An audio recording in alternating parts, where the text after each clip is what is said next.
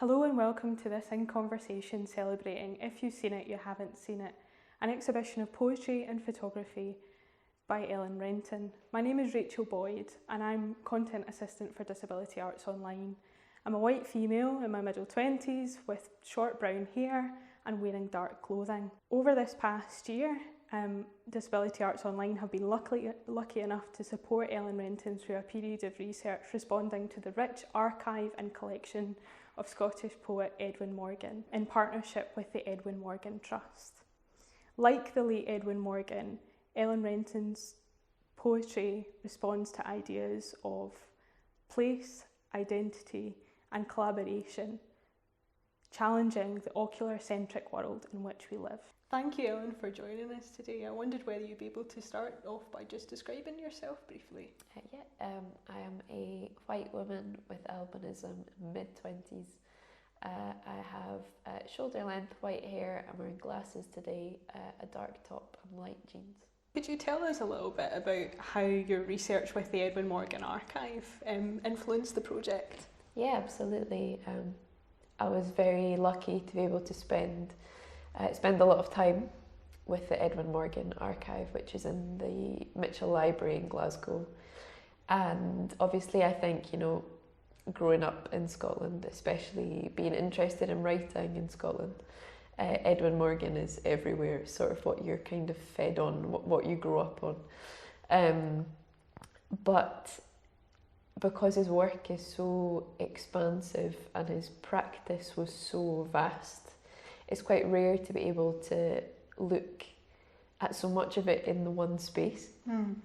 And I've always kind of learned about his work in chunks or at different times in life, and I've never really had the opportunity to look at it all within its own context, I suppose. And so what was particularly helpful for this project was being able to see the connections between a lot of the work that I hadn't necessarily noticed before, being able to notice maybe how the way he worked shifted over certain periods of time. I think also I went in thinking that I wanted to research the instamatic poems and that those were what would be helpful for this particular project. And then actually I came across the news poems and the colour poems, and a lot of his own artwork, a few kind of speeches that he'd made, a few essays. So I was able to look at how this idea about ocular centrism or about vision or about kind of toying with vision played into a much broader spectrum of his work. And you mentioned there two main kind of bodies of work that had inspired you for the project. That was the instamatics and the news poems. Could you tell us a little bit more about those? Yeah, of course. So the news poems, one of which gave me the title for this exhibition, were taken from newspaper articles which Morgan would kind of cut new stories out of, sort of play with the text that was already on the page, and sort of take shapes out of those to see what the new words meant. So they obviously meant something very different in a larger context, but when you take some parts of those out and scan it onto a new page, it looks like a whole thing in itself.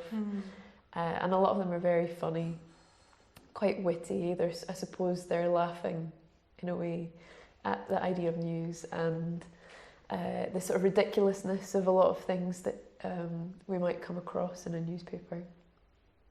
And then the instamatics is a collection of poetry all in one particular style, which is the description of an image. I suppose there's a type of poetry, ekphrastic poetry, which is writing about pieces of art or paintings. And this is similar in a way, in the way that it describes the details of a photograph or claims to. But all throughout the collection, each photograph comes from a different place or describes something that's happened in a different place. And some of them feel like they've maybe been taken from real images. And some of them, as you go on, he starts to kind of blend the surreal with that And so you kind of start to doubt whether these photographs were real at all, or and for me that's very interesting. What does it mean to write about a photograph that was never taken? And of course, as part of this project, you've expanded your own practice into thinking about making photographs of your own, and obviously part of that was inspired by the news poems, but also Edwin Morgan's own practice in photography. I wondered whether you'd be able to tell us a little bit about your own experience working with photographs as a sort of point of encounter, and how that's maybe changed the way that you think about writing poetry.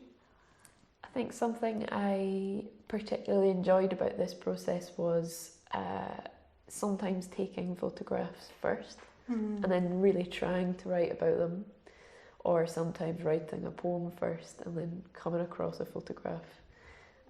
There's one particular pairing in the exhibition that I wrote a poem and took a photograph on the same day, and in my mind those two weren't connected at all, and it wasn't until I looked back and realised they'd been taken on the same day that they encapsulated the same thing, or so it felt to me anyway. I think it's always interesting. I think so many of us have an idea of what poetry is, and it's quite fixed and it's often quite unfavourable. And the more I get to experiment with my practice or try putting poetry with something else, I realise how much it is a part of everything and how much it kind of connects to any other kind of art that we make, and that it is just, to me, saying exactly what you want to say. And I think I'm obviously a very words person and much less of a visual person, but having this opportunity to experiment with photography in that way has made me think about how you can also do the same with an image. You can say exactly what you want to say by making an image, and that the two can kind of coexist or do the same thing in different ways, and an image can be a poem as well in that regard. That's really, really interesting. A lot of the works within the exhibition, both poetry and photography, are quite site specific. You mentioned, they relate to certain kind of dates and places and times. Is there any particular significance of that, or is that your kind of moment of inspiration or that moment of meditation? Are you thinking about those landscapes and your relationship to that environment? I think partly that came from the way that Edwin Morgan titled the Instamatics, and that was a bit of a nod to him, because the way I've written the poems isn't necessarily always in the style that he wrote his Instamatics, but I wanted there to be some kind of thread of continuity. Also, I think I've been thinking about image description and audio description a lot throughout this whole project, and how a poem can maybe serve as an image. And I want, when people look at these, to get some kind of multi-sensory experience, even though it is an image and an audio. I suppose I write in a way that is quite sensory, because that's just how visually is not necessarily my preference in terms of how I experience a situation. And I think giving a month of the year, a place, a location can be an initial sort of point of contact for people to step inside the image a bit and kind of imagine that place, or imagine how that month would feel on your skin, or what context there was, in the rest of the world at that time, which is something, again, that Edwin Morgan did a lot, relied on people's awareness or knowledge of. He's a hugely political poet, and kind of embedding these wee moments into their wider, more global context. And conversely, I suppose the other kind of facet of this exhibition is looking into how your work challenges the veracity or the truth-telling status of images, and part of that, I think, feels quite political in terms of the way that we privilege sight and seeing above all else. I kind of wondered whether you wanted to kind of say a little bit more about that in terms of those aspects of those images, because some of these in context of the poems and the images, some of them kind of react against each other in quite deliberate ways. Yeah, I think it's something that definitely growing up visually impaired, I always was under the impression that everyone else saw one way and that I saw something worse, or that it worked on some kind of a sliding scale. Not actually, no, the opposite of a sliding. It worked on sort of a binary almost. Yeah. And it takes, I accepted that, entirely. And I think it's quite interesting what that kind of narrative can do in terms of trusting yourself, or thinking about your own abilities or what you're capable of. To know from such a young age that you're worse at something, which is how it was kind of put across. Whereas actually it's quite a big thing to come to terms with, that we don't talk about other senses in that way. And I speak up, there's a sort of introductory essay to this exhibition which I speak about that a bit, that we are quite comfortable with the idea of mishearing, or the idea that we might hear different things, and we're quite comfortable with the idea of being able to detect different tastes or different smells, but there's something about sight that we're just not comfortable with, that with acknowledging that we might see different things. And I think it is quite scary, because for a lot of people, because we rely on sight so much as being the truth. As part of my research, I looked into that a little bit, and I looked into the phrase "seeing is believing," and it's actually a mistranslation. It came from a phrase "seeing is leaving," which was like to see is to love, and now over time that's become "seeing is believing," and that's something that we all live by quite a lot. Of course. And so I think it's quite interesting to. I think it can make people a bit wobbly. Like it can be quite uncomfortable for them to, because once you start questioning sight, what remains solid, like what remains something that can be absolutely relied upon.